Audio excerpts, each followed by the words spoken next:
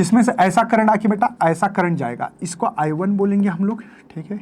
और इसमें से ये करंट देखो हायर पोटेंशियल से 8 ओम से I1 करंट निकला, तो वो ये तो छोटा है तो इसलिए इसमें से काट के जाएगा भाई, इधर आएगा करंट I1, इधर आएगा, ऐसा I1 आएगा।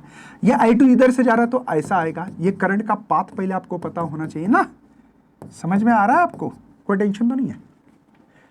अब ये है जंक्शन, ये है जंक्शन। मैं इसको नाम दे रहा हूं बच्चों, ए, इसको बी, इसको सी, डी, ई, एफ, है ना। किरचॉफ्स लॉ, केवीएल लॉ इस्तेमाल कर सकते हो इस पे। आपको ई जगह पे क्या समझ में आ रहा है, जितना करंट अंदर आएगा उतना बाहर जाएगा। तो इसी हिसाब से अगर मैं सोचूं यो कंसेप्ट, तो ई जगह पे 3 करंट अंदर आ रहे हैं। अंदर आना मतलब प्लस करना, देखो I1 करंट अंदर आ रहा है, ई पे I2 आ रहा है और ये I3 आ रहा है इक्वल टू 0। इसमें कोई कॉन्सेप्ट है, KCL लॉ है। देखो I1 अंदर आ रहा है ई में, I2 आ रहा है, I3, तीनों। मुझे I3 की वैल्यू निकालनी है, वो भी मैं क्यों निकाली बाद में पता लगेगा। तो ये इधर गया तो माइनस होगा बेटा, माइनस I1 प्लस I2 होगा, बस इतना ध्यान रखो, पता लगेगा। पहले लूप का नाम दे रहा हूं बच्चों, लूप है पहला A B E F A, कोई टेंशन तो नहीं बच्चा। A से B जाओ, देखो A से B जाओ, करंट का और पाथ का डायरेक्शन अपोजिट है, अपोजिट तो प्लस होता है। करंट मल्टीप्लाई रेजिस्टेंस, करंट है बेटा I1 और रेजिस्टेंस है ये, ठीक है।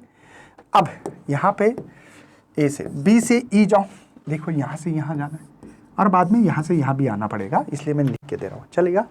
B से E देखो हायर पोटेंशियल टू लोअर, -6 आएगा, -6 क्यों आ गया, समझ में आ गया बेटा। हायर पोटेंशियल से लोअर आ रहा हूँ। अब E से F आओ, E से F आओ सर, तो यहाँ पे भी हायर पोटेंशियल लोअर आ रहा हूँ, मतलब -8। F से A आओ, कोई फायदा नहीं, यहाँ पे डायरेक्ट ए, जहाँ से आए थे वहाँ चले गए तो 0 आंसर लिखते, पता है ना। क्लोज लूप में जहाँ से आए थे वहाँ वापस गए तो 0 answer.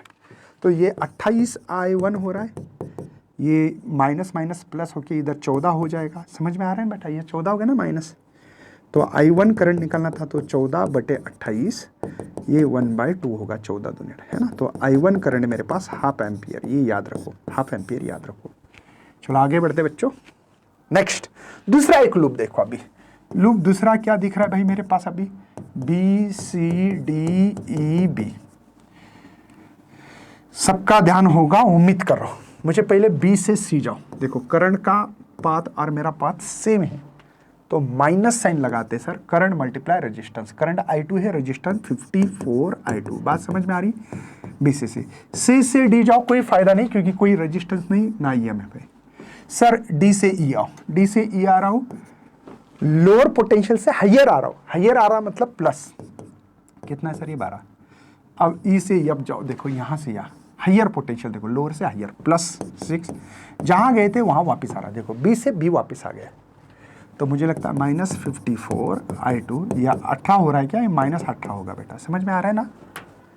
Equal to 0, Kirchhoff's law है यहाँ पे, ये तो लॉ तो पता है ना, पोटेंशियल डिफरेंस एंड EMF को सम करते हुए 0, देखो ये 0 लिख रहा हूँ क्या, या 18 हुआ तो माइनस हो जाएगा, इधर माइनस माइनस प्लस, तो ये I2 18/54, तो I2 इज इक्वल टू 1/3 है ना, 18/3 यस।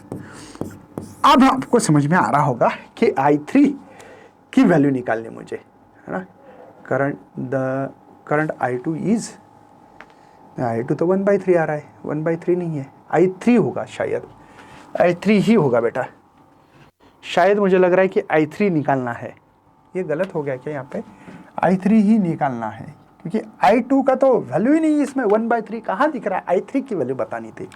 तो चलिए I3 इसलिए किया था मैंने, माइनस है बेटा I1 प्लस I2, चलो I3 माइनस I1 है बेटा 1/2 और ये 1/3, तो यहाँ पे I3 माइनस है ना 5/6 एम्पियर, यस डी ऑप्शन सारा बेटा, ये I3 है, प्रिंट मिस्टेक है वहाँ पे, I3 ही है।